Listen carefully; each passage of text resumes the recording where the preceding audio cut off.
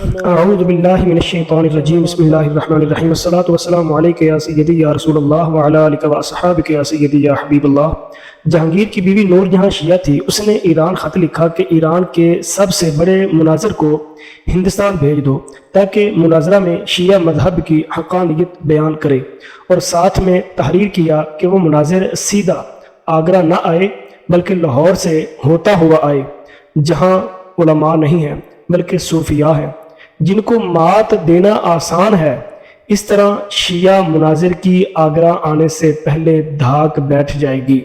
شیعہ مناظر سیدھا میاں میر صاحب کے پاس پہنچا۔ آپ اشراق کی نماز سے ابھی فارغ ہی ہوئے تھے۔ جیسے ہی وہ دروازے میں سے داخل ہوا، آپ نے فرمایا، یہ شخص جو آگے آگے آ رہا ہے، اس کا دل سیاہ ہے۔ علیکہ سلیکہ مطلب سلام دعا کرنے کے بعد حضرت نے دریافت فرمایا، کیا کام کرتے ہو؟ شیعہ مناظر بولا کہ میں ایران سے آیا ہوں اور شان اہل بیت بیان کرتا ہوں۔ میاں میر صاحب رحمۃ اللہ تعالی علیہ نے فرمایا، اہل بیت کی شان بیان کرو تاکہ سنی کا ایمان اور بڑھ جائے۔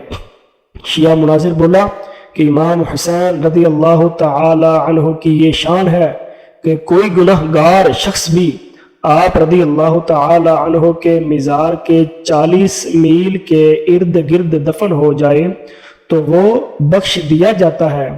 میاں میر صاحب نے بار بار فرمایا، پھر سنا۔ اس نے پھر سنایا۔ آپ نے فرمایا، پھر سنا۔ اس نے پھر سنایا اور پھر پوچھا کہ امام حسین رضی اللہ تعالی عنہ کو یہ مقام کیسے ملا؟ تو شیعہ مناظر بولا کہ آپ رضی اللہ تعالی عنہ تو محمد صلی اللہ علیہ وسلم کے نواسے تھے، اس وجہ سے یہ مقام امام حسین پاک کو ملا ہے۔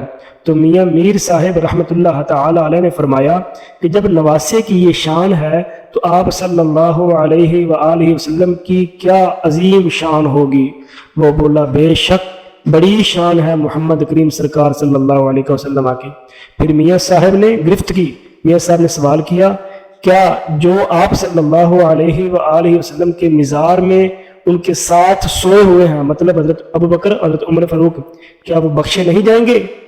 شیعہ عالم یہ بات سن کر ہکا بھکا رہ گیا اور آگرہ آنے کی بجائے واپس ایران چلا گیا، اور یہ کہہ کر گیا کہ جہاں کے صوفی بزرگ ایسا علم رکھتے ہیں تو یہاں کے عالموں کا کیا مقام ہوگا۔ اور یہ وہ سوال کیا گیا ہے جس کا جواب قیامت تک کوئی شیعہ مذہب نہ دے پائے گا۔ ناظرین، اگر ہماری تحریر اچھی لگی ہے تو اس کو لائک کریں، سبسکرائب کریں اور آگے شیئر کریں تاکہ اہل سنت و جماعت کا پرچم بلند ہو۔ اللہ حافظ۔